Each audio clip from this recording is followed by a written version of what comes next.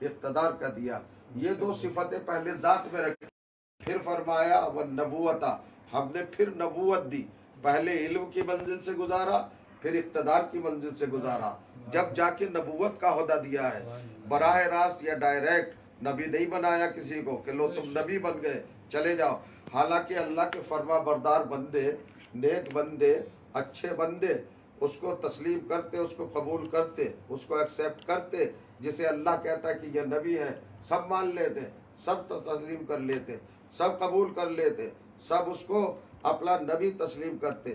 لیکن اللہ نے براہ راست نہیں کہا کہ یہ نبی ہے، بلکہ اس میں دو کمال پہلے پیدا کیے، دو صفتیں پہلے پیدا کی. ایک صفت علم اور ایک صفت اقتدار. اب یہ دو چیزیں ہیں. پھر تیسرے مرحلے پر کہا نبوت. اب ہم نے نبوت دی ہے. پہلے عالم بنایا، پھر صاحب اقتدار بنایا، پھر نبوت کا تاج اس کے سر پر رکھا. تو اللہ قرآن مجید کی اس آیت میں اپنا بیان دے کر اپنی صفت بتا رہا ہے، اپنی سیرت بتا رہا ہے، اپنی سنت بتا رہا ہے، اور اپنا انداز بتا رہا ہے، اپنی روش بتا رہا ہے، اپنا ڈھنگ بتا رہا ہے، اپنی کیفیت بتا رہا ہے کہ ہم جب بھی رہبر بنائیں گے، جب بھی ہادی بنائیں گے، یہ ہماری ہے، ہمارا قانون ہے. قانون کیا ہے؟ ہم کبھی بھی کسی جاہل کو اور کمزور کو رہبر نہیں بنائیں گے. ہم کسی بھی، اور جو فرمانا ہے جو جانتا نہ ہو، جس کے پاس علم نہ ہو، جس کے پاس ایجوکیشن نہ ہو، جس کے پاس دانش نہ ہو، جس کے پاس ہماری بارگاہ سے یہ کمال، یہ صفت، یہ فضیلت اور یہ رتبہ نہ ہو، ہم اسے کبھی بھی رہبر نہیں بنائیں گے. اور جو صاحب اقتدار نہ ہو، ہم اسے بھی کبھی رہبر نہیں بنائیں گے. دو صفتیں ہیں، ایک علم دیا اور ایک اختیار دیا. اختیار اور علم کیوں دیا رہبر کو اور ہادی کو؟ اصل میں ہادی کو علم اس لیے دیا تاکہ کسی سے پوچھنے کا محتاج نہ بنے، اور حکومت و اقتدار اس لیے دیا تاکہ کسی کے سامنے جھکے نہیں. چونکہ غربت، تنگدستی اور انسان کو ضرورتیں، احتیاج، نیڈز یہ کسی دوسرے کا محتاج بنا دیتی ہیں. جب انسان کے دامن میں کچھ نہیں ہوتا، وہ کمزور ہوتا ہے، اس کی پکڑ مضبوط نہیں ہوتی، اس کی قوت گرفت کمزور ہو جاتی ہے، یا اس کے پاس کچھ نہیں ہوتا، وہ خالی دامن ہوتا ہے، تو پھر وہ دوسروں کے دست نگر ہو جاتا ہے، دوسروں کا محتاج ہو جاتا ہے. پروردگار بتانے یہ چاہتا ہے میرے رہبر کی شان یہ ہے کہ جو نہ سوال کرنے میں کسی کا محتاج ہو اور نہ حکومت کرنے میں کسی کا محتاج ہو. ہر ایک پر اس کا اقتدار ہو، کسی سے اور کسی کے سامنے ہاتھ نہ پھیلائے. یعنی بات یہ ہے پروردگار عالم کی طرف سے، جس کا دماغ بھی مضبوط ہو، جس کا دامن بھی مضبوط ہو، نہ اس کا ہاتھ کہیں پھیلتا ہو، نہ دامن کہیں پھیلتا ہو، وہ ہر طرح سے صاحب اختیار ہو.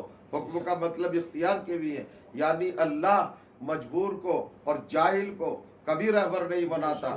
پروردگار جب بھی رہبر بناتا ہے، وہ رہبر بناتا ہے عالم کو اور مختار کو، صاحب اختیار کو، ذرے ذرے پر جس کا اختیار ہو. اب آپ دیکھیے، آپ اپنی بات کرتے ہیں، یہ محرم کے ایام جاری تھے، اب سفر کے ایام شروع ہوئے ہیں.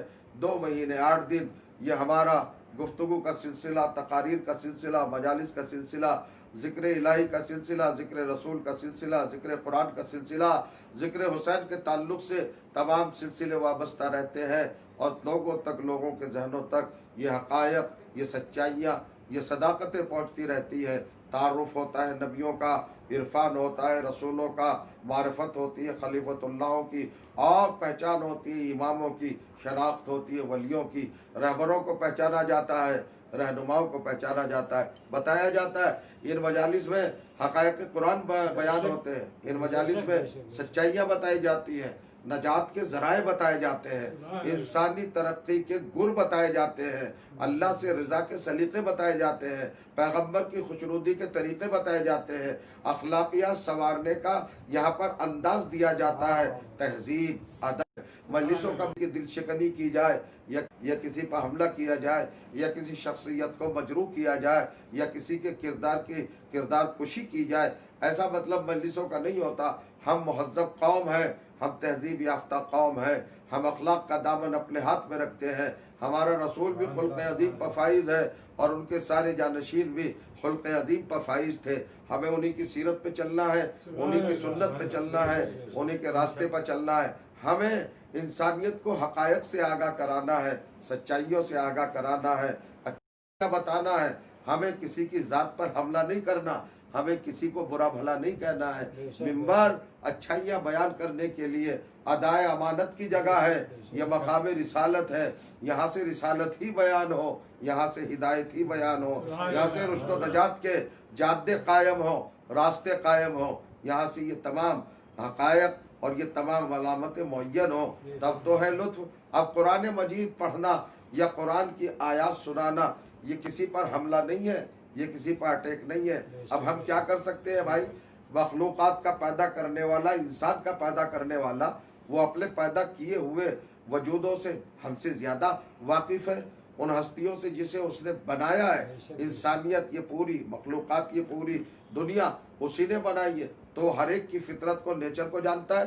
وہ سمجھتا ہے کون کافر ہے، کون منافق ہے، کون مومن ہے، کون متقی ہے، کون پرہیزگار ہے، کون باغی ہے، کون طاغی ہے، کون سرکش ہے، کون سرتاب ہے، کون اطاعت گزار ہے، کون فرما بردار ہے، کون اچھا ہے، کون برا ہے۔ یہ تو اللہ جانتا ہے۔ اس لیے کہ کفر و شرک کا تعلق دل کی گہرائیوں سے ہے، اور دل کی گہرائیوں کو اللہ جانتا ہے۔ ہمیں کسی کو کافر کہنے کا حق نہیں ہے، ہمیں کسی کے اوپر طنز کرنے کا حق نہیں ہے۔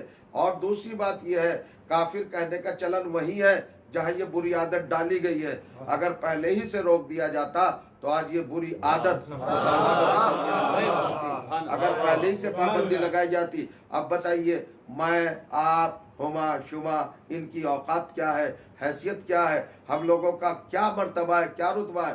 ارے جب دریدہ دہنی پر انسان اتارو ہوتا ہے اور آگے بڑھتا ہے، اور جب بدتمیزی کی حدوں کو نانگتا ہے تو وہ شاہ ولایت کے باپ تک کو کافر کہہ دیتا ہے۔ بتائیے، جہاں نظریوں میں علی جیسے، یعنی اللہ نے اور اللہ کے رسول نے جس ذات گرامی کو ایمان کی علامت بنایا اور ذریعہ بنایا، یا علی حبوں کا تقوی و ایمان، اے علی تمہاری محبت ایمان ہے، علی تمہاری محبت ایمان ہے، علی تمہاری محبت ایمان ہے، اور علی تم سے جو بغض کرے وہ کفر ہے، وہی کفر ہے، یعنی آپ سے دشمنی ہی کفر ہے، آپ سے بغاوت ہی کفر ہے، آپ سے عداوت رکھنا کفر ہے۔ یہ دیکھیے حدیث متفق بین الفریقین ہے، بلکہ تمام عالم اسلام نے اس حدیث کو تسلیم کیا ہے، بڑے بڑے علماء نے اس کو لکھا ہے، کسی قید نہیں ہے، ہر نظریے نے اس حدیث کو مانا ہے۔ اور جہ المطالب جیسی کتاب عبید اللہ امرت سری نے، بسم اللہ امرت سری نے جو لکھی ہے،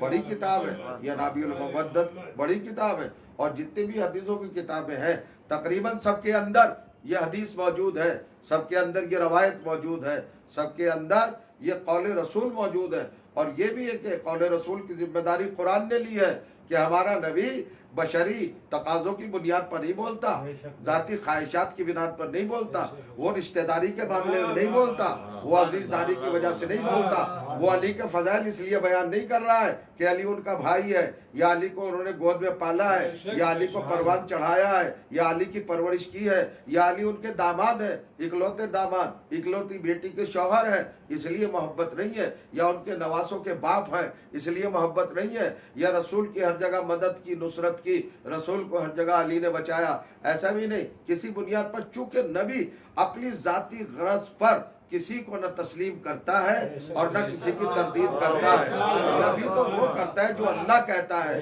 چونکہ وما ينطق عن الهوى ان هو الا وحی یوحی۔ ہمارا رسول کی کوالٹی کیا ہے؟ دیکھیے بہت ساری چیزیں رہ جائیں گی، روزانہ دھیرے دھیرے مطالب کھلیں گے، مفاہیم کھلیں گے، معنی آپ کے سامنے آئیں گے، میننگز آپ کے سامنے آئیں گی، بہت ساری راہیں ابھی جو مسدود ہیں وہ سب کھل کے سامنے آئیں گی۔ قرآن میں بڑی وسعت ہے، آیات قرآنی میں بڑا اعجاز ہے، بڑا معجزاتی کیف ہے، پہلو ہے، رخ ہے، وہ کسی چیز کو تشریح نہیں رکھتا ہے، وضاحت کے ساتھ بیان کر دیتا ہے۔ اب نبی کی کوالٹی کیا ہے، رسول کی کوالٹی کیا ہے؟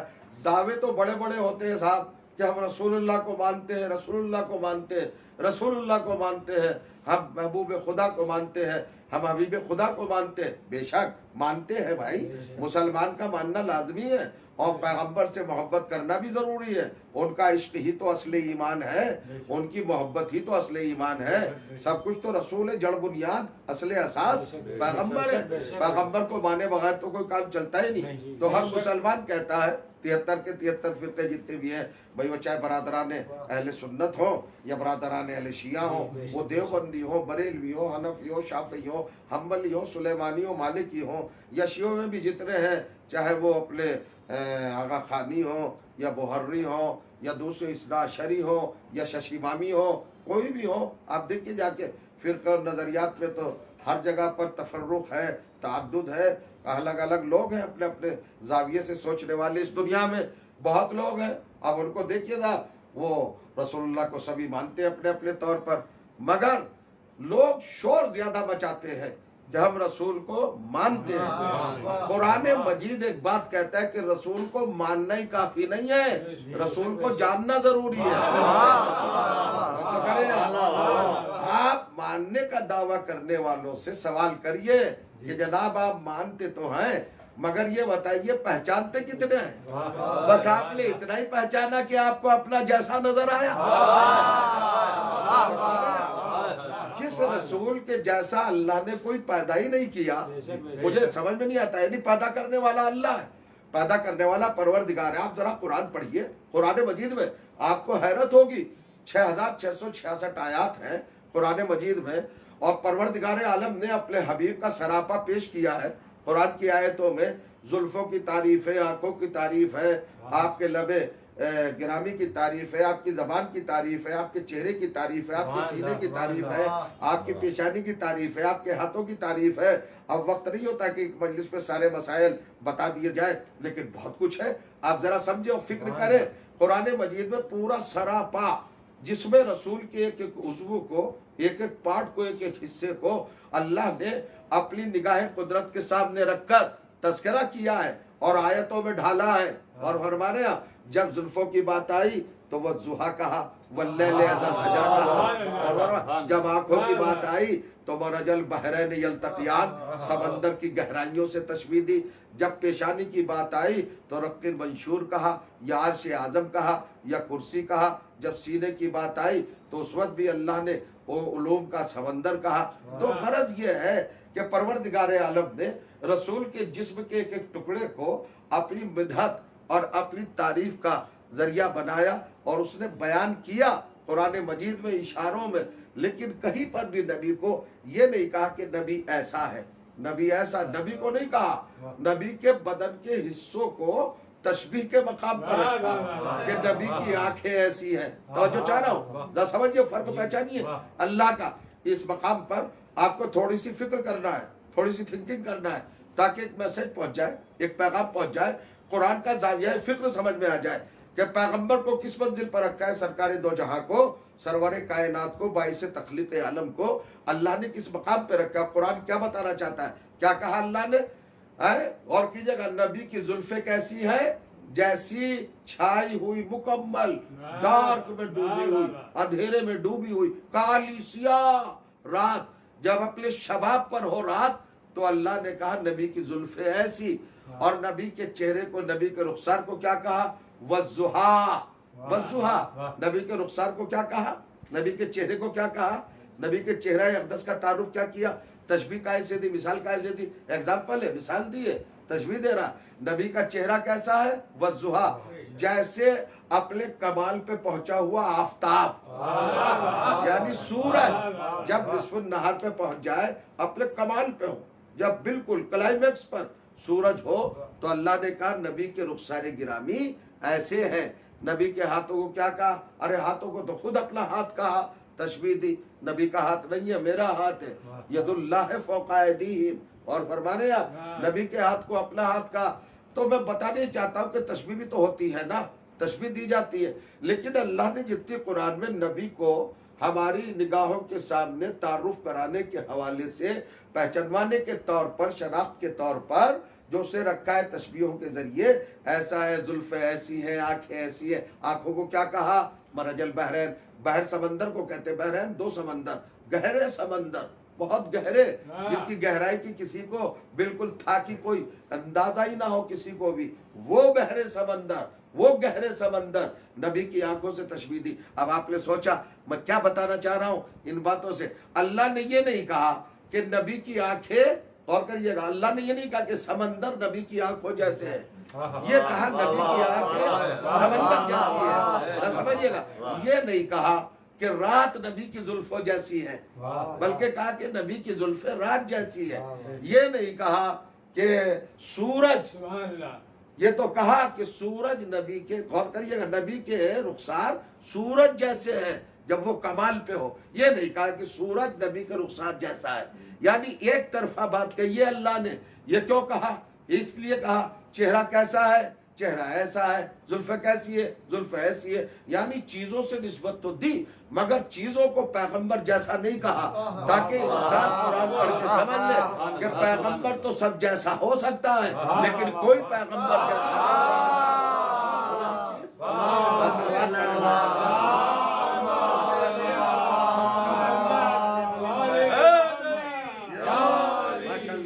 آپ سماعت فرما رہے ہیں۔ یہ پہلی گفتگو ہے، تمہیدی گفتگو ہے، کچھ مسائل بنیادی طور پر، اساسی طور پر، یعنی ایز اے فاؤنڈیشن آج آپ کے سامنے رکھے جا رہے ہیں۔ تو پیغمبر اسلام کی معرفت اور پیغمبر اسلام کو سمجھنا اور ان کو جاننا بہت ضروری ہے۔ ماننا تو ہے ہی، ماننا ایمان ہے، مگر ماننے سے پہلے جاننا بہت ضروری ہے۔ اگر نہیں جانا، بغیر جانے ہم نے مان لیا تو ایمان میں ہمارے پختگی اور مضبوطی نہیں آئے گی، چونکہ اگر ہم نے صفات کو درک نہ کیا، علامتوں کو درک نہ کیا اور ان کے فضائل کو نہ پہچانا، ان کی کوالٹیز کو نہ پہچانا اور ان کے ہم نے کمالات کو نہ پہچانا اور جانا، تو پھر تو ہم کسی کو بھی مان سکتے ہیں، محمد جیسا کسی کو بھی سمجھ لیں گے۔ آئندہ کے لیے بھی تو پیغمبر کیا ہے؟ اب پیغمبر کے لیے اللہ نے کہا زبان، پیغمبر فرما رہے یا علی حبوں کا تقوی و ایمان۔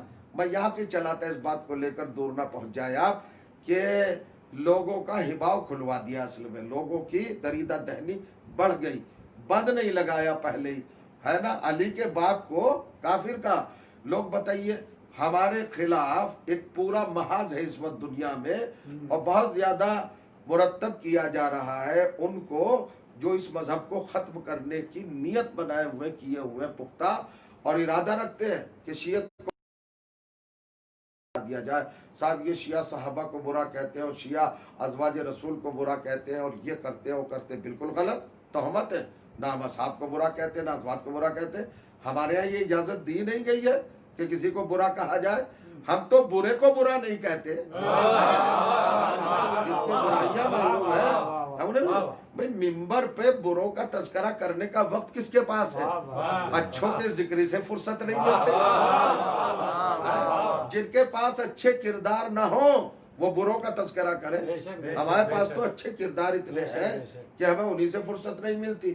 ابھی تک تو ہم کسی ایک معصوم کے فضائل بیان نہیں کر سکے ہیں 14 سال۔ تو ہمارے پاس اتنا معاملہ کہیے، ہم کہاں ہیڈیک پالتے ہیں، سر درد سری ہم کہاں اپنے قریب لاتے کہ اس کا ذکر کرو، برائی سے ذکر کرو، برائی، ارے جو برا ہوگا ہوگا، ہم سے کیا مطلب؟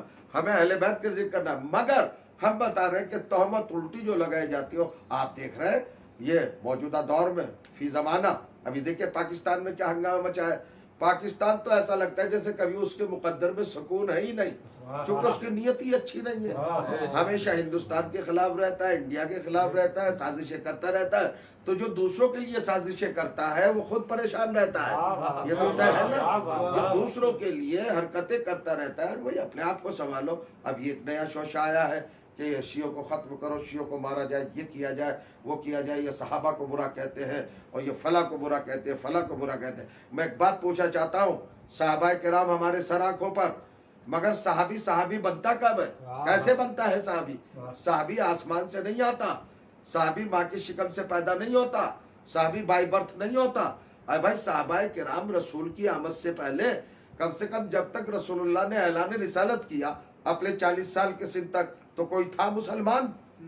کوئی اسلام پر تھا؟ کسی کو انصاف کا تعارف تھا؟ جانتا تھا کوئی اسلام؟ ہوگا نہیں۔ جب 40 سال کے حضور ہو گئے، آپ نے اعلان رسالت کیا، تو جن لوگوں نے ان کے پیغام کو قبول کیا سچے دل سے، ایمان کے ساتھ، وہ لوگ صحابہ کہلائے۔ مگر آئے تو کفر سے اسلام کی طرف، ہمارا سلام ہو ان پر جو سچے دل سے کفر کو چھوڑ کر اسلام کی طرف آئے، ہمارے خاندان کے خاندان قربان ان پر۔ ایسے صحابہ کرام پر، ایسے وفادار صحابوں پر ہم سب کے سب قربان۔ بھائی جو اپنا گھر بار چھوڑ کر، اپنا مذہب چھوڑ کر अपना कबीला छोड़कर, अपनी कौम छोड़कर, अपना सरमाया छोड़कर, अपना सब कुछ छोड़कर आए। क्या नहीं मालूम सुमैया के साथ क्या हुआ, अम्मार रियासत की वालिदा के साथ क्या हुआ, और जाब उनके वालिद के साथ क्या हुआ, आप नहीं जानते। जलते हुए पत्थर बांधे जाते थे और जलते हुए पत्थरों पर लिटाया जाता था और उन पर ज्यादती की जाती थी। जनाब अम्मार से कलमात कुफ्र कहलाने की कोशिश की जाती थी। तारीख में आपके सामने सब कुछ है, आप देखिए। तो क्या इनकी खिदमत भूल जाएंगे? बहुत नमक हराम है वो इंसान जो ऐसे किरदारों को भूल जाए।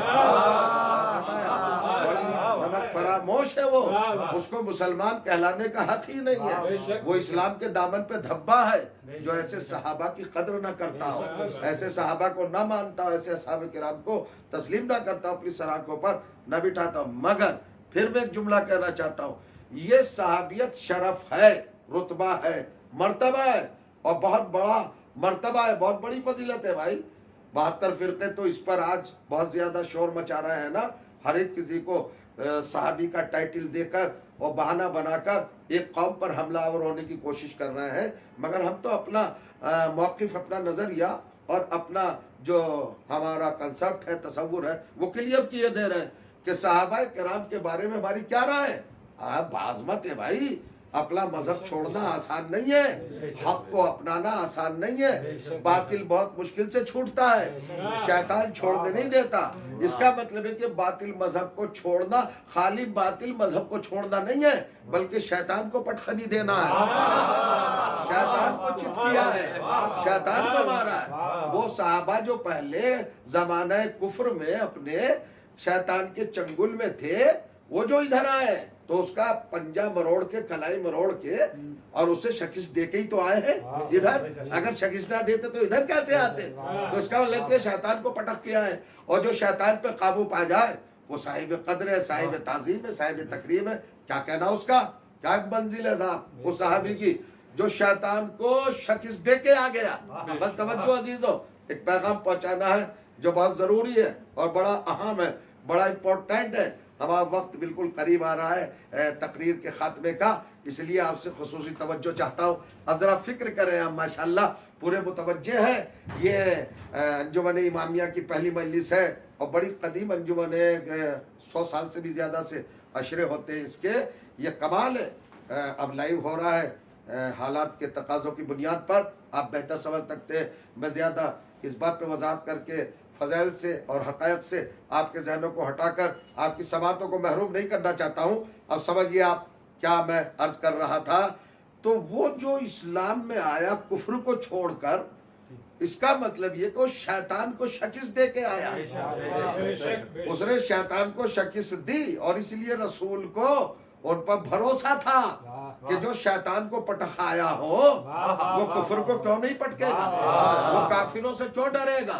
तो अब इसका मतलब ये कि जो जो शैतान को पटक के आए थे और शकिस दे के आए थे वो हमेशा मैदान में डटे रहे। उन्हें कुफ्र से क्या डरता भाई, कुफ्र क्या बिगाड़ता उनका, उन्हें शैतान नहीं रोक सका, शैतान की ताकत नहीं रोक सकी, तो वो कुफ्र से क्यों डरते, काफिरों से क्यों डरते। लिहाजा नबी के वफादार सहाबा, बहादुर सहाबा, साहिबान शजात सहाबा, हमेशा उनके कदम कभी मैदान से नहीं हटे, वो डटे रहे, चूंकि शैतान को शकिस दे चुके थे। अब आइए साहब और गौर कीजिए और फिक्र कीजिए, कितना ही भी बड़ा हो जाए सहाबी, उसकी अजमतों का महवर क्या है, उसकी ताजीम का सोर्स क्या है, जरिया क्या है।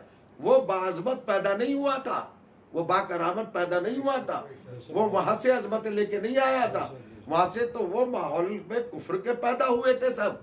फिर कहां से इनको ये अजमतें मिली? इन्होंने सरकारे दो आलम की बात को कबूल किया और उन्हें जाना, और उन्हें जानने के बाद माना। पैगंबर का भी यही अपना कल इंशाअल्लाह अर्ज करेंगे, जानना और मानना। आज तो आप इतना समझ लें, बस ये फिक्र कर लें कि हर सहाबी हमारी नजर में बड़ा मोतबर, बड़ा मोहतरम। मगर क्यों है मोहतरम, किस बुनियाद पर मोहतरम है? चूंकि वो रसूल का सहाबी है। तो निस्बत तो रसूल की तरफ आ गई ना, इजाफत तो रसूल की तरफ आ गई ना।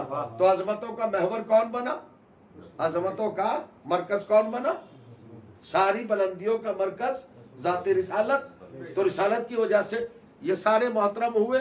غور فرمائیے گا، سارے محترم ہوئے، آنے سے پہلے تو کافر تھے نا، غور فرمائیے گا، اسی رسول نے ایک جملہ کہا، غور کریں، سارے کے سارے جتنے بھی صحابہ اور ان کی عظمتیں اور ان کا وقار اور ان کی بلندیاں اور ان کے رتبے جو مسلم ہیں، اصحاب وفا کے تعلق سے بات کر رہا ہوں میں آپ کی خدمت میں، وہ بہت بڑے ہیں، مگر بڑے کیوں ہیں؟ اپنی ذاتی طور پہ بڑے نہیں ہیں، رسول کا کلمہ پڑھ کے، رسول کو قبول کر کے، رسول کے نقش قدم پر ثابت رہے، انہوں نے نہ رسول کی زندگی میں رسول کو چھوڑا، نہ رسول کے جانے کے بعد یہ وہ ہے، ایسے صحابہ جنہوں نے رسول کا ہمیشہ خیال رکھا، کبھی انہیں چھوڑا نہیں، نہ حیات میں نہ بعد حیات نہیں چھوڑا رسول اللہ کو، تو وہ واضح ہے۔ تو کل ملا کے آپ 36 گھنٹے بولیے، 400 گھنٹے بولیے، ہزاروں گھنٹے بولتے جائیے، کتابوں کے صفحے کے صفحے کالے کر دیجئے، کچھ بھی کریے، آرٹیکل لکھیے، ریسرچ کیجئے، تحقیق کیجئے، جستجو کیجئے، استدلال کیجئے، سندیں لائیے، دلیلیں لائیے، پروف لائیے، ایک ہی جملہ ہے بس صحابہ کی عظمت کا، چونکہ وہ وایا رسول محترم ہے، وہ بذریعہ رسول محترم ہے، اگر رسول کو ہٹا دیا جائے تو کوئی کچھ بھی نہیں، زیرو ہے۔ تو میں یہ کہنا چاہتا ہوں آپ کی خدمت میں کہ عجیب و غریب تاریخ کا عالم یہ ہے، صحابہ کی عظمتیں مسلم نہ ہوتی اگر رسول نہ ہوتا، اور محمد جیسا رسول نہ ہوتا اگر ابو طالب نہ ہوتا،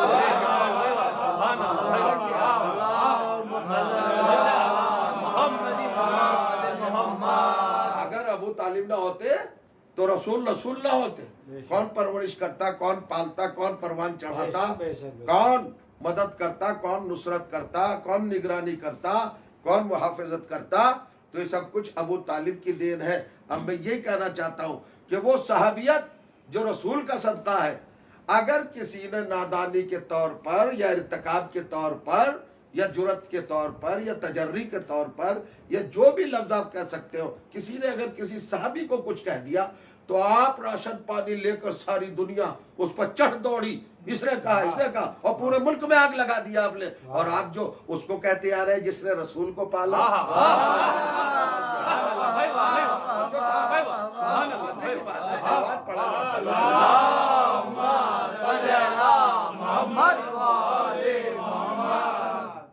ٹھیک ہے؟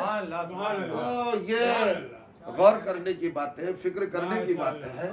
ہمارا موقف کلیئر ہے اور ہمارا کنسپٹ بالکل صاف ہے، ہم صرف نہ کسی کی کہی ہوئی بات پر ایمان لاتے ہیں، نہ تسلیم کرتے ہیں، نہ کسی کو اکساوے میں آتے ہیں، ہم اس بات کو تسلیم کرتے ہیں جو قرآن کلیئر کرتا ہے، جو قرآن میسج کرتا ہے کنوے، ہم اس کو مانتے ہیں۔ قرآن نے کس کو کیا کہا، قرآن نے جس کو منافق کہا ہم نے اس کو منافق کہہ دیا، تو ہم اپنی ذاتی بات نہیں کہہ رہے ہیں۔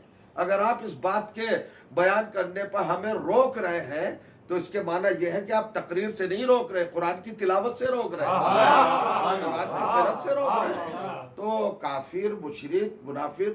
مگر چلیے، ہوا پات میں نے بھی عرض کیا تھا نا تھوڑی دیر قبل کہ ہوا پائی اتنی فرصت کہاں ہے بھائی، اتنا وقت کہاں ہے کہ سرکشوں کو، سرتابوں کو، باغیوں کو، طاغیوں کو، بیکار لوگوں کو اپنی نوک زبان پہ لائیں، ان کا تذکرہ کریں۔ ہمارے پاس تو اتنا ذکر ہے کرنے کے لیے کہ صدیاں ختم ہو جاتی ہیں اور ان کا ایک ذکر ختم نہیں ہوتا، فضیلت کا ایک گوشہ ختم نہیں ہوتا۔ کچھ لوگوں کو ہماری قوم میں بھی شکایت ہوتی ہے کہ صاحب دیکھیے جب ذاکر آتے ہیں محرم میں 2 مہینے 8 دن صرف علی علی پڑھتے ہیں بس، اور حسین پڑھتے ہیں، باقی امام اور بھی تو ہیں، بے شک باقی امام ہیں، پڑھنا چاہیے ان کو، مگر ابھی علی کے تو فضائل ختم ہو گئے۔ ایک بات، دوسری بات یہ ہے کہ خالی تاریخ ولادت اور تاریخ شہادت میں تھوڑا سا فاصلہ ہے یا پیریڈ میں فاصلہ ہے۔ 12 معصوم جو ہے رسول کے جانشین، ہمارے یہاں لوگ جو اعتراض کرتے ہیں علی کو پڑھتے ہیں بس، حسین کو پڑھتے ہیں، فضائل میں علی اور مسائل میں حسین، یہ پڑھتے ہیں، کسی اور امام کو پڑھتے نہیں۔ تو میں بتانا چاہتا ہوں کہ زمانے ان کے الگ الگ ہیں، ظہور کے، ولادت کے، نزول کے، جو بھی کچھ کہہ لیجئے، آمد کے، تشریف آوری کے، زمانے میں تشریف لانے کے، قدم رنجہ فرمانے کے، یہ جو دنیا میں آئے ہدایت کے لیے، ان کے زمانے الگ الگ ہیں، پیریڈ الگ الگ ہے، ڈیٹس الگ الگ ہے، تاریخیں الگ الگ ہیں، شہادت کے زمانے الگ الگ ہیں۔ دیکھیں میں جملہ کہہ رہا ہوں، اس کو ذرا سنبھالیے گا۔ ہمارے 12 اماموں کی آمد کے زمانے الگ، جانے کے زمانے الگ، ان کی ہدایت کے پیریڈ الگ، مگر کردار ایک ہے، اخلاق ایک ہے، کمال ایک ہے نا، فضیلت ایک ہے۔ اب اگر ہم علی کا ذکر کر رہے ہیں تو کسی نہ کسی عنوان سے ہر امام کا ذکر ہے، اور بتا رہے اگر خیبر کی جگہ پہ حسن ہوتے تو وہ بھی فاتح خیبر ہوتے، اگر حسین ہوتے تو وہ بھی فاتح خیبر ہوتے، اگر زین العابدین ہوتے تو وہ بھی فاتح خیبر۔ آپ کہیں گے کہ محمد زین العابدین فاتح خیبر کیسے ہوتے؟ اب فاتح خیبر کیسے نہ ہوتے؟ فاتح خیبر ہوتے، بلکہ فاتح خیبر سے بھی، فتح خیبر سے بھی ان کا کارنامہ اور کچھ آگے ہی ہوتا، اس لیے کہ جو بندھے ہاتھوں سے کوفہ الٹ دے، شام کا دربار الٹ دے، اس کے سامنے باب خیبر کیا ہوتا ہے؟ کریے گا، یہ بھی اپنے وقت کا علی تھا۔ اور پھر نص موجود ہے پیغمبر کی، کلنا محمد، ہم سب کے سب محمد ہیں، مگر معلومات میں اضافے کے لیے ذاکرین کو، خطبہ کو یہ ملحوظ خاطر پھر بھی رکھنا چاہیے تھوڑا تھوڑا، کہ دوسرے ائمہ کے سوانح حیات بھی واقعی بیان کیے جائیں، مگر ایک ہوتی ہے دل کی آواز، ایک ہوتی ہے اعتراض کی ٹون۔ تو اعتراض کے لب و لہجے میں نہ کہے کہ سب کچھ اور پڑھا ہی نہیں جاتا علی اور حسین کے علاوہ۔ اگر ہمدردی آپ چاہتے ہیں کہ امام حسن کو بھی سنا جائے، امام حسین کو بھی سنا جائے، باقی ائمہ کو بھی سنا جائے، تو یہ بہت اچھی خواہش ہے، آرزو ہے، تمنا ہے۔ ارے جتنا بھی ذکر ہوگا اتنا ہی۔ اب یہ تھوڑا کہ سورہ حمد ہی پڑھے جائیے، بھائی دوسرے سورہ بھی پڑھیے، سورہ کوثر بھی پڑھیے، سورہ علی بھی پڑھیے، مگر ہے تو سارا قرآن، جس کو بھی پڑھو گے وہ قرآن ہی ہوگا۔ قرآن کا جو پارا لوگے وہ قرآن ہی تو ہوگا نا، تو محمد کے جسم کا جو ٹکڑا لوگے علی کا جو جز ہوگا وہ علی تو ہوگا نا۔ اگر مطالب معنی اور زندگی کے حوالے سے بہت ساری چیزیں الگ الگ آتی رہتی ہیں، ڈیفرنٹ ہوتی ہیں، تو کچھ چیزیں تو دنیا کو پیغام جانا ہے، چونکہ لائی مجلس ہے، پتہ نہیں کس کس نظریے کے محترم افراد اور کس کس اسکول آف تھاٹ سے تعلق رکھنے والے شخصیات اس گفتگو کو سماعت فرما رہے ہوں گے۔ تو میری گزارش یہ ہے کہ ساری افکار اور ساری جتنی بھی کیفیتیں ہیں ان سب کا مرکز، قبلہ، کعبہ، سب کچھ قرآن کو بنانا چاہیے۔ ہمیں حدیثوں کے اوپر، تاریخ کے اوپر، روایات کے اوپر بھی اسی وقت اعتماد کرنا چاہیے جب وہ قرآن مجید سے مطابق ہو، اور اگر کوئی روایت قرآن کے خلاف جا رہی ہے تو وہ کبھی بھی ٹھیک نہیں ہو سکتی۔ مثلا کبھی بھی مسلمان سکون نہیں پا سکتا۔ ایک بات کہنا چاہتا ہوں، ایک حدیث پہ آج کل بڑا زور دے رہے ہیں، جہاں صحابہ کرام کی عظمت کے قصیدے پڑھے جا رہے ہیں۔ ہم سے بہتر تو صحابہ کی عظمت کوئی بیان کر ہی نہیں سکتا، کوئی کر ہی نہیں سکتا، ہم سے اچھا سلام بھیج سکتا۔ ارے رسول کے صاحب تو رسول کے صحابہ تو رسول کے صحابہ ہے۔ امام حسین تو رسول کے نواسے ہیں، ہم نے نواسے کے صحابیوں کو کیا کہا ہے ذرا یہ دیکھیے، ہمارا 12واں امام کیا کہہ رہا ہے، نواسے کے صحابیوں کے لیے 12واں امام کیا کہہ رہا ہے۔ اگر مسلمان خالی وہی پڑھ لے تو اسے ہمارا نظریہ تعظیم صحابہ سمجھ میں آ جائے گا۔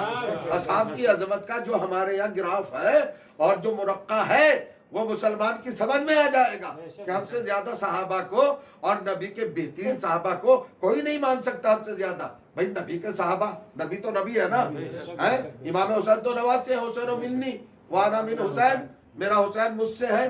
تو اس کے صحابہ کو 12ویں امام نے کیا کہا؟ 12ویں امام نے جب سلام کیا تو کہا بے ابی انتم و امی، میرے مولا نے کہا 12ویں امام نے، میرے ماں باپ آپ پہ فدا۔ اس سے بڑا کوئی جملہ ہوگا؟ اس سے بڑی کوئی کیفیت ہوگی؟ خواہ کا الزام لگانا، تہمتیں لگانا۔ ارے حجت آخر جس کے قدموں کی برکت سے یہ کائنات بچی ہوئی ہے، اور خلاف اسلام فتویٰ دینے والوں تم بھی اسی کے صدقے میں زندہ ہو، ابھی فتویٰ دے رہے ہیں۔ وہ امام کہہ رہا ہے بے ابی انتم۔ شاید آپ نے اس فکر پر اپنے ذہن کو آمادہ نہیں کیا ہے۔ 12واں امام معصوم ہے، نبی کا 12واں جانشین ہے، اور اس کی حیثیت یہ ہے کہ जनाब ईसा जैसा साहिब किताब पैगंबर पीछे नमाज पढ़ेगा, और जिसके आमद के इंतजार में, ज़ुहूर के इंतजार में चौथे आसमान पर बैठा हुआ है इब्ने मरियम, वो जब आएगा तो नमाज पढ़ेगा। ऐसा इमाम क्या कहता है हुसैन के साहबियों के लिए, हुसैन के नासिरों के लिए, मददगारों के लिए, बे अबी अंतुम व उम्मी तिब्तुम व ताबतिल अर्जुल्लती फीहा दुफिनतुम, मेरे बाप आप पर फिदा, ये जद्दे गिरामी, ये जद्दे मजलूम हुसैन के साहबियों, है कह रहा है, बताइए फिदा, ये तफदीह के लिए आता है, बाय तफदीह, हम फिदा। अरे 12वें इमाम के वालिदैन कौन है भाई, जरा समझिए किस मंजिल के, मगर वो अजमत देने के लिए फरमान है, ताजीम के लिए फरमान है, ताकि सहाबियत की ताजीम का गिराफ शीयत में क्या है और मजहब शिया में सहाबी को किस उन्वान से देखा जाता है, ये बताने की कोशिश की गई। बे अभी अंतुम वतिब तो है, बे अभी अंतुम, और करें आप, मेरा इमाम कह रहा है, शोधा करबला की जियारत पढ़िए, आप सलाम पढ़िए इमाम से, नाइया कुसिया से, वो आई है जियारत, तो आपने कहा मेरे माँ बाप आप पर फिदा हो जाए, इतना ही काफी है मुसलमानों के लिए। मगर फसाद का कोई मजहब नहीं होता, फसाद का कोई फिरका नहीं होता, फसाद का कोई नजरिया नहीं होता, फसाद तो फसाद ही है। और इकबाल ने तो बहुत पहले कह दिया था, तो जो कर रहे हैं, कारे मुल्ला फी सबीलिल्लाह फसाद, ये मुल्लायत फसाद कराती है। ये जो जाहिरी चेहरे मोहरे वाले इस्लामी मास्क लगाए हुए ना अपने चेहरों पर, ये मुसलमान नहीं है, अब तो खुल के आ गई ये बात, ये यहूदी है, बेशक बेशक, ये सारा सऊदी, ये सारा यूएई, ये बहरैन, अब तो खुल के आ गए, इसराइल को कबूल कर लिया। सब इसराइल को कबूल क्यों कर रहे हैं? इसराइल तो आप देखिए बैतुल मक़दिस को मुनहदिम कर रहा है, क़िबला अव्वल को खत्म कर रहा है, मस्जिद है वो, पहली मस्जिद है, पहली सजदागाह है, पहला हमारा किबला है, उसके ऊपर सारा दारो मदार है, उसी को ये थर्ड टेम्पल बना रहे हैं तोड़कर। और इसराइल यहूदी, कुरान मजीद ने मजम्मत की है यहूदियों की। और फिर एक काम अजीब कुरान मजीद ने कहा, मेरे फिलहाल पेशे निगाह नहीं है आयत, चूंकि पहले से तैयारी करके तो बैठता नहीं हूँ मुसव्वदा बना के आपके सामने, आगे एक आयत है, अगर मौका मिला तो कल आयत का निशान नंबर भी बता दूंगा और आयत भी सुना दूंगा, आप तो तर्जुमा सुन लीजिए। मुसलमानों, तुम में से जो कोई यहूदियों को अपना दोस्त बनाएगा वो खुद यहूदी हो जाएगा। तुम तो कहते हो कुरान काफी है, तो अगर कुरान काफी है तो तस्लीम करो, जो यहूदियों से दोस्ती कर रहा है वो यहूदी होता जा रहा है। अब सऊदी अरब के बारे में क्या ख्याल है, बहरैन के बारे में क्या ख्याल है, यूएई के बारे में क्या ख्याल है, जो यहूदियों का इसराइल का साथ देकर दोस्त ही नहीं बल्कि गुलाम बन रहे हैं, खादिम बन रहे हैं, उनके बारे में क्या ख्याल है? वो एक मुल्क है जिसका नाम ईरान है, वो खड़ा हुआ है सामने, उसी के साथ साथ लबनान खड़ा है, उसी के साथ साथ यमन खड़ा है, उसी के साथ साथ इराक, नजफ की ताकत, करबला की ताकत देखी आपने, ये ताकत है। असल में करबला और नजफ कभी यहूदियत के सामने नहीं झुके, और जिन्होंने करबला और नजफ को तस्लीम किया वो कभी यहूदियों के सामने नहीं झुके, सिर्फ हमेशा अल्लाह के दीन को कबूल करने वाले रहे। उन्होंने हमेशा नारा हैदरी का सहारा लिया है, उन्होंने हमेशा खाली तलवारों से, तीरों से और हथियारों से नहीं मारा, उन चाहने वालों के तो मातम ने बातिलों को मार डाला, सिर्फ मातम के जरिए खत्म कर डाला बातिल कुव्वतों को। तो ये गौर करने की बात है मेरे अजीजों, मेरे बुजुर्गों, मेरे दोस्तों, कुरान मजीद क्या कहता है, आयात कुरानी क्या कहती है, उसने निज़ाम हिदायत और उसके मुहाफिजों का तारुफ किस तरह कराया है, यानी ये सिस्टम ऑफ गाइडेंस अल्लाह की तरफ से जो है उसको समझने की ज़रूरत है, और उसके मुहाफिजों की खिदमतगारों की जिन्होंने इसको महफूज किया उनको समझने की ज़रूरत है। हम जो करबला वालों का तस्करा करते हैं, और मुहर्रम होता है 2 महीने 8 दिन, और उनका तस्करा तसलसल के साथ होता है, तो ये हमारा ज़ाती नज़रिया या अपनी ज़ाती रविश नहीं है अजीज़ों, ये भी कुरान का तकाजा है, ये इलाही हुक्म है, और ये परवरदिगार आलम का इनाम है हमारी कौम के ऊपर कि वो इस फरीज़े को अंजाम दे रही है। ये करबला में क्या हुआ? करबला कुछ भी नहीं है, یہ حکومت کی، سلطنت کی یا دولت کی جنگ نہیں ہے، یہ ذاتی ٹکراؤ نہیں ہے، یا تسکین قلب کے لیے، حصول مملکت کے لیے کوئی اقدام نہیں تھا، کوئی تحریک نہیں تھی، کچھ بھی نہیں۔ نظام ہدایت پہ یزید نے حملہ کیا تھا، حسین اس نظام ہدایت کو بچانے چلے تھے۔ دونوں چیزوں کا تعارف کربلا میں ہے، نظام ہدایت بھی اور محافظین نظام ہدایت بھی۔ سب سمجھ میں آ گئے کہ دیکھو نظام ہدایت کا دشمن کون ہے، مٹانے والا کون ہے اور بچانے والا کون ہے، تاکہ دونوں لائنیں سمجھ میں آ جائیں۔ اور پھر جب لائن سمجھ میں آئے گی تو ایک طرف پوائنٹ ہے حسین، ایک طرف نقطہ ہے یزید۔ اب جب حسین سے چلیں گے تو محافظوں کی تاریخ سمجھ میں آئے گی، اور جب یزید سے چلیں گے تو نظام کو مٹانے والوں کا تعارف۔ بس میں اب زیادہ نہیں کہتا ہوں۔ حسین کون؟ علی کے بیٹے۔ علی کون؟ نبی کے جانشین۔ تو یہاں سے چلے گا ابو طالب کے بیٹے، حسین، علی، ابو طالب، رسول، یوں جائے گا سلسلہ۔ اور جب یزید سے چلیں گے یزید، معاویہ، ابو سفیان، اور پھر کہا جائے گا سلسلہ۔ تو تعارف دونوں ہوتے جاتے ہیں۔ کربلا نے حق کو حق اور باطل کو باطل کر دیا، سمجھ میں ہی نہ آتا حق کون ہے اور باطل کون ہے۔ اور اس کو سمجھانے کے لیے ایک ذات کو ہم سلام کرتے ہیں، ایک ذات گرامی کو۔ اس نے سمجھایا ہی نہیں بلکہ کربلا میں یہ بھی طے کر دیا جنت کدھر ہے اور جہنم کدھر ہے۔ آپ جانتے ہیں ایک رسول کا صحابی ہے، صحابی ہے، صحبت رسول کا جسے شرف حاصل ہے، اس گرامی شخصیت کا نام ہے حر یزید ابن ریاحی۔ یہ امام حسین کے ہم عمر ہیں، کچھ چھوٹے یا بڑے، لیکن رسول اللہ کی زیارت کی ہے، رسول کی خدمت میں آئے۔ ان کے والد بھی رسول کے صحابی تھے، علی کے صحابی تھے، حسن کے صحابی تھے، اور حر بھی اسی طرح ان کی پیروی میں، اتباع میں صحبت کا شرف حاصل کیے ہوئے تھے۔ آپ بھی صحابی تھے، تو یہ صحابی ہے۔ شب عاشور میں ان کا قول میں بیان کرتا ہوں، جب یہ چلے ہیں اپنے خیمے کو چھوڑ کر امام حسین کی طرف، تو انہوں نے سامان اپنا سمیٹنا شروع کیا، اپنا سامان جو بھی کچھ تھا۔ حالانکہ معمولی ہستی نہیں تھی جناب حر کی اسلام میں، وہ تو جانے دے۔ لشکر یزید میں کیا پوزیشن تھی، فوج یزید میں آپ کا کیا مقام تھا، وہ بھی ذرا سمجھیے۔ یہ کمانڈر تھے، سپہ سالار تھے، یہ بہت بڑے بہادر بھی تھے۔ ان کے زیر کمان 5000 سپاہی تھے۔ 5000 کی فوج کم نہیں ہوتی، بہت بڑی فوج ہوتی ہے۔ 5000 فوج کا مطلب ہوتا ہے کہ 5000 خادم، 5000 گھوڑے، 5000 اونٹ، یعنی کم سے کم 20,000 کا پھیلاؤ ہے، نفوس کا، جانداروں کا، حیوانوں کا، انسانوں کا، یہ سب مجموعی ہوتا ہے 20,000۔ تو 20,000 نفوس تھے آپ کے زیر کمان۔ اچھا کیا چیز نہیں تھی ان کے بابائی کربلا میں؟ نوکر تھے، چاکر تھے، سہولتیں تھی، آسائشیں تھی، آرام تھا، ٹھنڈا پانی، بہترین کھانا ہے، پنکھا جھلنے والے، پیر دبانے والے، بدن کی مالش کرنے والے، کیا تصور نہیں کیا جاتا، کیا نہیں تھا۔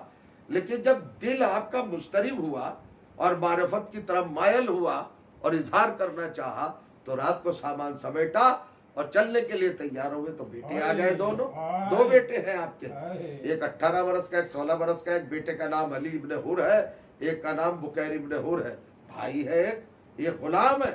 جیسے ہی آقا نے سامان سمیٹا، باپ نے سامان سمیٹا، ادھر بیٹوں نے دیکھا، بھائی کو بھائی نے دیکھا، آقا کو غلام نے دیکھا، سب کے سب اکٹھے ہو کے آ گئے حر کے پاس۔ چلے کیا قصد ہے آپ کا سردار، آپ کہاں جا رہے ہیں؟ بیٹوں نے کہا بابا آپ کا کیا خیال ہے؟ بھائی نے کہا بھائی کدھر جا رہے ہیں آپ؟ تو حر کا سب کو ایک ہی جواب تھا، انی ارانی بین الجنت والنار، میں اپنے آپ کو جہنم اور جنت کے درمیان دیکھ رہا ہوں۔ فکر ملاحظہ فرمائیں، آپ بھی سماعت فرمائیں، کتنی بڑی بات ہے۔ کیا کہا جناب حر نے؟ میں اپنے آپ کو کہا ایک طرف جنت ہے اور ایک طرف جہنم ہے، یہ کہا جناب حر نے۔ اب کربلا کا پیغام سنیے آپ، دیکھیں کتنا بڑا فیصلہ ہو رہا ہے۔ جناب حر فرما رہے ہیں میں جنت اور جہنم کے بیچ میں کھڑا ہوا اپنے آپ کو دیکھ رہا ہوں، ابھی میں کہیں نہیں ہوں، بیچ میں ہوں۔ یہ بتائیے عقل کا فنکشن کیا ہے، عقل کا تقاضا کیا ہے، عقل کدھر لے جائے گی؟ اگر آپ کو مجھے جنت اور جہنم کے بیچ کھڑا کر دیا جائے تو کدھر جائیں گے ہم؟ کسے سلیکٹ کریں گے بتائیے؟ ہماری چوائس کیا ہوگی؟ ہم کسے پسند کریں گے؟ جہنم کی طرف جائیں گے کیا؟ نہیں جنت کی طرف جائیں گے۔ تو فیصلہ ہو گیا، شب عاشور کی شب ختم ہوتے ہوتے صبح میں فیصلہ ہو گیا۔ رات میں حر کہہ رہا ہے کہ میں جنت اور جہنم کے بیچ محسوس کر رہا ہوں، اور صبح کو کہاں آیا ہوگا؟ وہ تو حسین کی خدمت میں، حسین کی خدمت میں نہیں آیا، جنت میں آیا ہے۔ یہی خدمت حسین جنت ہے، حسین کی نصرت ہی جنت ہے۔ تمام ہو رہی ہے مجلس، اور جب آیا تو امام حسین نے بھی پذیرائی کی اور بڑا استقبال کیا۔ صبح کی نماز پڑھ کے فارغ ہوئے ہیں آپ کے مولا، 3 دن کی بھوک اور پیاس ہے، آغاز جنگ ہو چکا ہے نماز صبح میں، پہلا حملہ تو نماز صبح میں ہی ہوا، نہ جانے 50 سے زیادہ شہید ہوئے حسین کے چاہنے والے لوگوں۔ ذرا پڑھو، قرآن پڑھو، تاریخ پڑھو، کربلا پڑھو، نظام ہدایت سمجھ میں آئے، محافظین کا تعارف سمجھ میں آئے، حقائق سمجھ میں آئے اور سچائیاں سمجھ میں آئے۔ اب منزل ہے جناب، جیسے ہی حور آیا ہے اور امام نے صبح کی نماز تمام کی تو آپ نماز تمام کرنے کے بعد اور اوراد سے اور وظائف سے فارغ ہو کر میرے مولا متوجہ ہوئے اپنے نماز پڑھ رہے تھے، اور حضرت عباس، جناب علی اکبر اور محمد، قاسم، عبداللہ، جعفر ہے اپنے 4 سارے بھائی، اور محمد، حمزہ، طالب، ابو طالب سبھی تھے وہاں پر، سب نماز پڑھ رہے تھے۔ آپ نے دیکھا اس میں حبیب نے مظاہر بھی تھے، جون بھی تھے، سب تھے۔ آپ نے دیکھا اور دیکھنے کے بعد 3 کو آواز دی، عباس، علی اکبر، جون کا لبیک یا سیدہ، کھڑے ہو گئے جیسے بجلی جیسے کھڑتی ہے ایسے کھڑے ہو، اور کھڑے ہونے کے بعد کہا لبیک یا سیدہ، یا مولا، یا مولا ہم حاضر ہیں۔ کہا عباس میرے بھیا، علی اکبر میرے بیٹے، جون میرے خادم، سنو ادھر سے حور آ رہا ہے، حور کا بھائی آ رہا ہے، حور کے بیٹے آ رہے ہیں، حور کا غلام آ رہا ہے۔ ایسا کرو عباس، تم حور کے بھائی کا استقبال کرو، علی اکبر تم حور کے بیٹوں کا استقبال کرو، جاؤ جون تم حور کے غلام کا استقبال کرو، اور رہا فاطمہ کا بیٹا، یہ حور کا استقبال کرے گا۔ کیا کریم ہی ہے، شان کریمی اللہ نے حسین میرے مولا، آپ نے کمال کر دیا۔ آپ نے اپنی منزل کو کس طرح پیش کیا زمانے کے سامنے۔ حور آ گئے، مجلس تمام ہو رہی ہے، وقت بھی تمام ہو گیا۔ آپ تھوڑا سا اپنے ذہنوں پر اس راہ معرفت اور اس رخ معرفت کے حوالے سے زور ڈالیں اور قریب آئیں۔ کیا غربت کا وقت ہے حسین پر، میں مصائب نہیں پڑھوں گا، بس ایک جھلک دکھاؤں گا امام حسین۔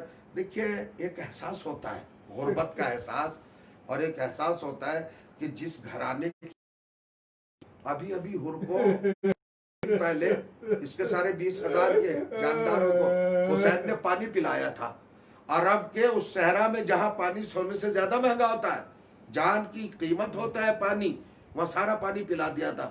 اور حسین نے یہ احتیاط کی تھی میرے مولا علیہ السلام نے کہ حضرت عباس علیہ السلام سے کہا تھا کہ جانور جو پانی پیتے ہیں ان کی سیرابی کی علامت انسانوں کی سیرابی سے الگ ہوتی ہے، لہذا جب پانی پی کے منہ پھیر لیں اور پشت پھیر کے کھڑے ہو جائے پانی سے، تب ان کے سامنے سے ظرف آب ہٹانا، پانی کا ظرف ہٹانا، ورنہ نہیں تو انہیں پیتے رہنے دینا۔ سارا پانی پی لیا، سب کچھ پانی پی لیا۔ اب میں مسائل بھی تو نہیں پڑھ سکتا، آپ کو خالی تصور کرنا ہے۔ آئیے کربلا کے قریب پہنچ جائیے جب حسین پانی پلا رہے ہیں۔ حضرت عباس نے 5,000 گھوڑوں کو سیراب کیا، 5,000 اونٹوں کو سیراب کیا، 5,000 نوکروں کو، حور کے لشکر کے خادموں کو، اور 5,000 سپاہیوں کو، یعنی 20,000 افراد کو پانی پلایا۔ جانوروں کو، حیوان کتنا پانی پیتے؟ اچھا ساقی کوثر بیٹھے تھے، نام تھا اس مشک کا قربہ، جس سے پانی پلایا جا رہا تھا، صاحب قربہ، صاحب قربہ تھے حضرت عباس، صاحب کا لقب ٹائٹل ہے صاحب قربہ۔ اور پھر ساقی کوثر کے بیٹے تھے، معجز نما تھے، کوثر سے ملا دیا سلسلہ اپنی مشک کا۔ اب پانی کا ختم ہونے والا ہے، اگر لوگ اعتراض کریں اتنے جانداروں کو کیسے پانی پلا دیا اتنی چھوٹی سی مشک سے، تو یہ علی مشکل کشا علیہ السلام کے وارث ہیں، ثانیہ حیدر ہیں، یہ وارث کوثر ہیں، حوض کوثر کے وارث ہیں۔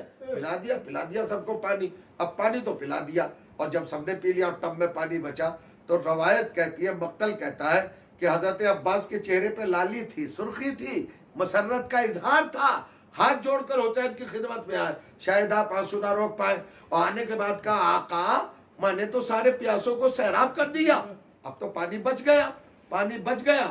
یعنی حضرت عباس کو خوشی یہ تھی کہ کوئی پیاسا بھی نہ رہا اور پانی بھی شارٹ نہیں ہوا، کم نہیں ہوا، पानी भी बच गया, अब इस पानी का क्या करें? इमाम ने अपने घराने की आदत बताई, भैया हम जो उम्मत को दे देते हैं वो वापस नहीं लेते, ये हक उम्मत का है, ये पानी अब खेमों में वापस नहीं जाएगा। हालांकि आप जानते हैं हुसैन के बच्चों को कितनी जरूरत थी पानी की, हुसैन ने कहा उम्मत के लिए हमने दे दिया, अब ये वापस नहीं जाएगा। हाथ जोड़ के अब्बास खड़े हो गए, मौला फिर इस पानी का क्या होगा? तो वो जो जुमला का है उसको देख के आप पूरा करबला अपनी आंखों में ले आइए, आंसू रोक ही नहीं सकते। हुसैन कहते हैं अब्बास तुमने ऊंटों को पानी पिला दिया, घोड़ों को पानी पिला दिया, बेशक तुमने घोड़ों को पानी पिलाया, मगर जान रहे हो कि जमीन से शोले निकल रहे हैं। ये बेचारे जानवर जो बेअक्ल हैं, ये सफर करके आए हैं। तुम्हें पता है अब्बास कि इनके सुमों से भी शोले निकल रहे हैं, इनके सुम, इनके पोड़, इनके पैर जल रहे हैं, वो भी तपिश दे रहे हैं। कब फिर क्या करूं मौला? कब बचा हुआ पानी उनके कदमों पे डाल दो, उनके सुमों पे डाल दो। आप शायद अभी मुतवज्जे नहीं हुए, हुसैन को इतना बर्दाश्त न हुआ कि उनके सुम जलते रह जाएं। अपना इतना कीमती पानी अब्बास से कह रहे हैं उनके सुमों पे डाल दो, और मैंने मजलिस तमाम कर दी। आप भी करबला में चलो, हाथ जोड़ के हुसैन से कहो मौला जब आप अपने वफादार भाई से ये बात कह रहे हो कि सुमों पे घोड़ों के पानी डाल दो, वो जल रहे हैं, शोले निकल रहे हैं, तभी उठ रही है, डीगे निकल रही है, पानी डाल दो ताकि सर्द हो जाए, तो मौला बस इतना ख्याल कर लीजिएगा कि सकीना न सुन रही हो, सैदानिया न सुन रही हो, चूंकि चंद दिन के बाद यही पानी होगा और इसी से महरूमी होगी, इसी के लिए अब्बास के छाले कटेंगे, सकीना प्यासी रहेगी, असगर के गले पर तीर लगेगा। अहले हरम वातशा वातशा वातशा वसयालमुल लजीना ज़लमु अय्यामुल क़लबिन यनक़लिबून अला लअनतुल्लाहि व अलल क़ौमिज़ ज़ालिमीन रब्बना तक़ब्बल मिन्ना इन्नका अंतस समीउल अलीम। रब्ब करीम तुझे जिक्र अजीम का वास्ता हमारी इबादत को शरफ कबूलियत अता फरमा, हमको कोई गम न दे सिवाय गम अहले बैत के। परवरदिगार तमाम मोमिनीन को, तमाम अफराद कौम को और तमाम मुल्क के बाशिंदों को, परवरदिगार दुनिया के लोगों को इस बीमारी से महफूज रख, इस बला को तमाम फरमा, हमारे मुल्क की हिफाजत फरमा, परवरदिगार मजलूमों की हिफाजत फरमा, जालिमों को निस्त नाबूद फरमा, कुफ्र निफाक और शिर्क को ख़त्म फरमा दे, हज़रत हुज्जत के ज़हूर में ताजील फरमा। परवरदिगार हमारी कौम में जो मरहूम हो चुके सबको जवार रहमत में आला मकाम पर रहमत फरमा, और जो जिंदा हैं उनको अपनी निगरानी और हिफाजत में जिंदा और सलामत रख। परवरदिगार हमें दम आखिर तक अहले बैत और रसूल इस्लाम अलैहिस्सलाम का वफ़ादार रख। मातम हुसैन।